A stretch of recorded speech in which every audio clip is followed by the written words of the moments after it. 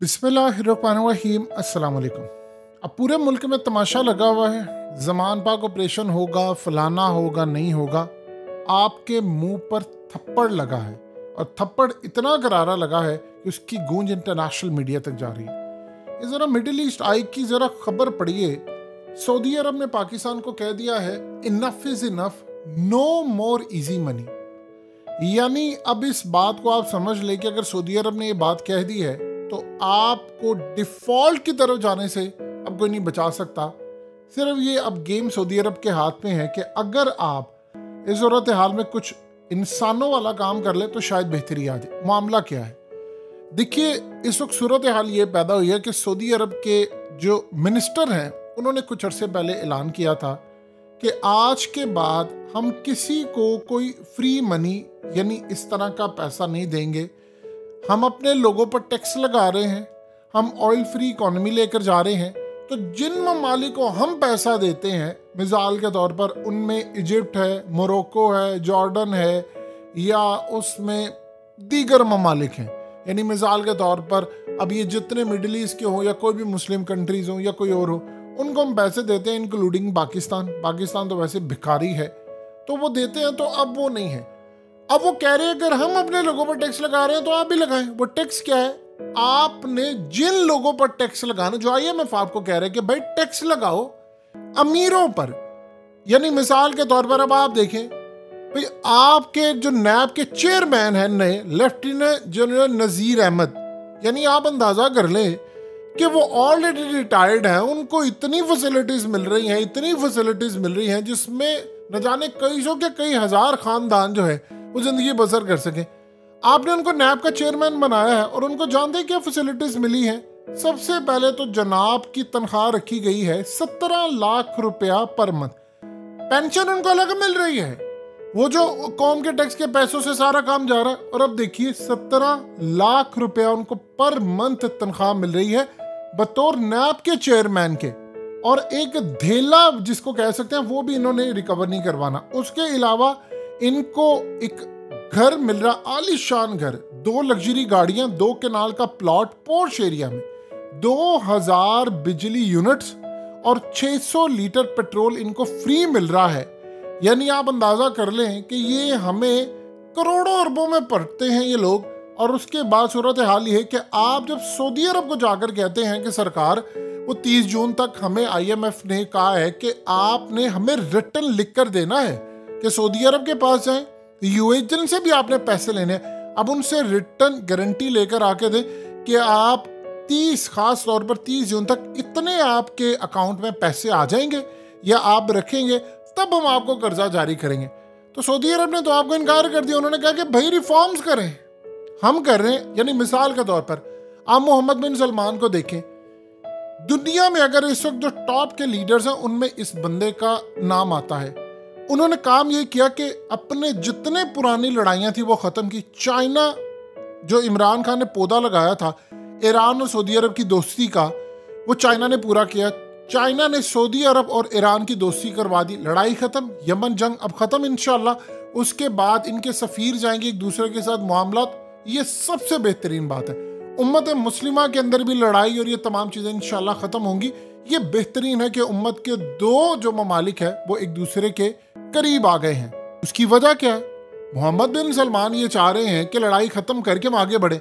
इसके बाद सऊदी अरब नेशनैलिटीज़ के लिए अपने 5 फेजेस के अंदर सारी चीज़ें खोल रहा है। यानी वो जो 5वां आखिरी फेज है, चाहे वो 8 साल बाद आए या 10 साल बाद आए, उसमें ये है कि अगर कोई बंदा टैक्सी भी चला रहा होगा सऊदी अरब में तो बिल्कुल US की तरह, UK की तरह, यूरोप की तरह तो वो भी नेशनैलिटी के लिए एलिजिबल हो जाएगा सऊदी अरब। चाहे वो 8 साल बाद वो 5वां फेज आए या 10 साल बाद आए, विजन 2030 के बाद। उसमें ये होगा कि जो पाकिस्तानी वहाँ पर रह रहे हैं उनको भी मुस्तकबिल में नेशनैलिटीज मिल जाएगी, क्योंकि वो चाह रहे हैं कि हम US की तरह या यूरोप की तरह सारी दुनिया का टैलेंट यहाँ पर है। टेक कंपनीज वो लेकर आ रहे हैं, क्रिकेट का वर्ल्ड कप वो करवा रहे हैं, फुटबॉल के वर्ल्ड कप के लिए वो पूरी तैयारी करें, लीग्स करवा रहे हैं वो वहाँ पर हॉलीवुड बॉलीवुड की सारी इंडस्ट्री, इवन के वो उनका प्लान है कि 5 करोड़ लोग सालाना विजिट करने के लिए आए हज उमरा के अलावा। वहाँ पर जाएं, टूरिज्म को वो प्रमोट कर रहे हैं, वो पुरानी कौमों के तमाम चीज़ें निकाल रहे हैं।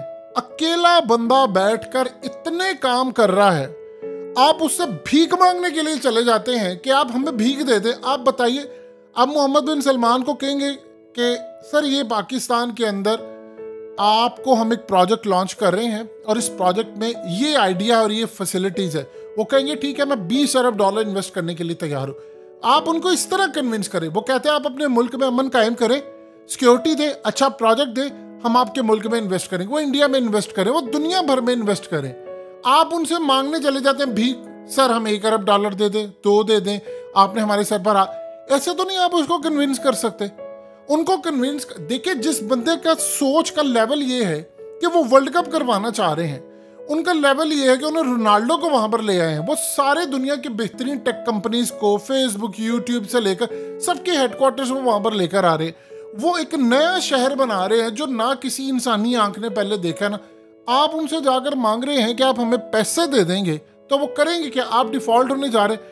अब असल में आप बताइए, ये जो ज़मान पाक के इर्द गिर्द ये तमाशा हो रहा है, आप इमरान खान के खिलाफ कर रहे हैं।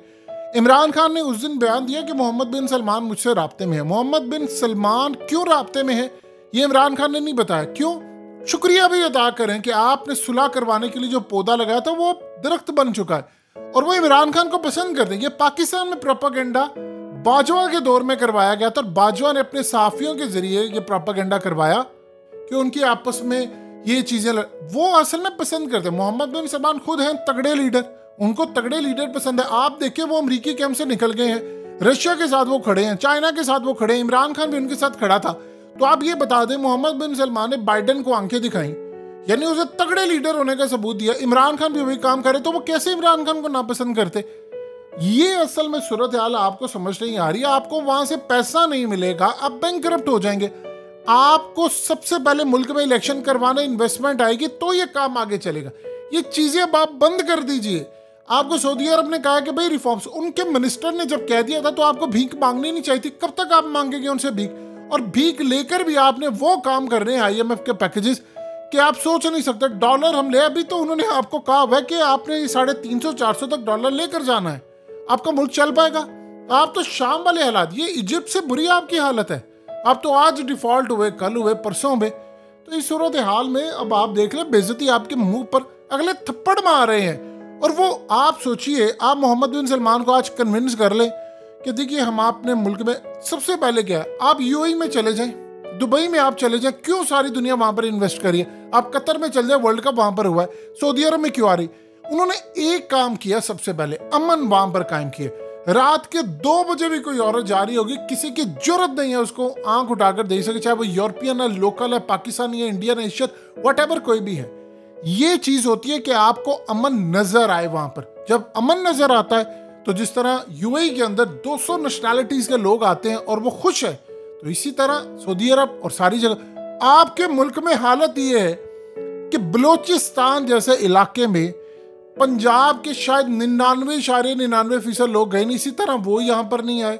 इसी तरह बहुत सारे लोग यानी एक दूसरे के सूबों में नहीं जा पाते, लोगों को पता ही नहीं, क्योंकि आपने वो टूरिज्म स्पॉट नहीं रखी, आपने अच्छी एयरलाइंस नहीं बनाई ताकि हम आना जाना एक दूसरे की तरह लगा रहे, कोई ऐसा लोग रहें जाकर।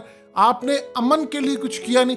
तो जब ये सूरत हाल होगी कि लोग बलूचिस्तान के बीचेस देखने के लिए गए ही नहीं है कभी, तो आप बताएं क्या गैर आपकर क्यों इन्वेस्ट करेंगे आपके मुल्क में? या आपकी जो गंदी खोपड़ी है उसमें दिमाग अगर घुस जाए तो मुल्क तरक्की कर जाए।